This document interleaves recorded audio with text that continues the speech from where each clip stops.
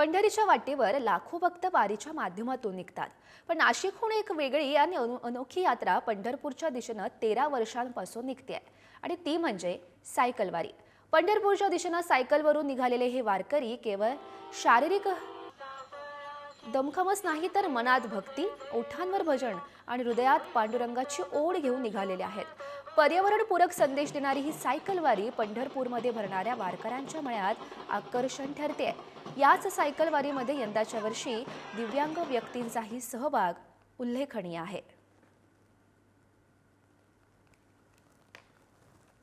पंढरपूरच्या दिशेनं लाखो वारकरी हे रवाना होत आहे. कोणी पायी जात आहे, कोणी बसने जात आहे, कोणी कारने जात आहे. मात्र नाशिककरांकडनं जवळपास 13 वर्षांपासून ही सायकल वारीची जी परंपरा आहे ती जपली जाते.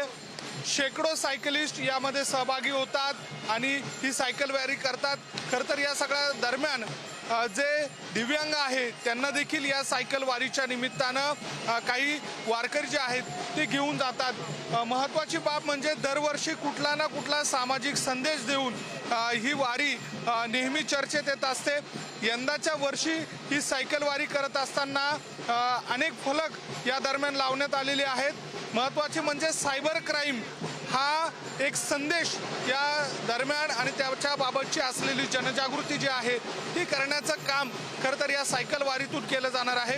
काय सांगाल, काय मनामध्ये भावना आहे या सगळ्या परिस्थितीमध्ये थेट पांडुरंगाच्या भेटीला जात आहे? आता पांडुरंगाच्या विठ्ठलाच्या भेटीला जात आहे. मला खूप आनंद आहे.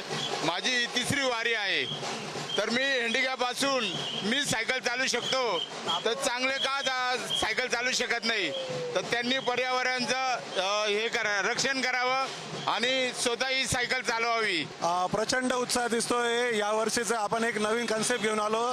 सायबर क्राईम जे होत आहेत, लहान मुलं जे गुन्ह्यात ओढले जात आहेत, या सगळ्यांचं त्यांच्यापासून रक्षण व्हावं, पर्यावरण वाचावं आणि आरोग्याकडे लक्ष द्यावं जास्तीत जास्त, या कन्सेप्ट घेऊन आम्ही पंढरपूरला निघालेलो आहोत. व्हिडिओ जर्नलिस्ट जयेश साबळेसह मी किरण ताजने, पुढारी न्यूज, नाशिक.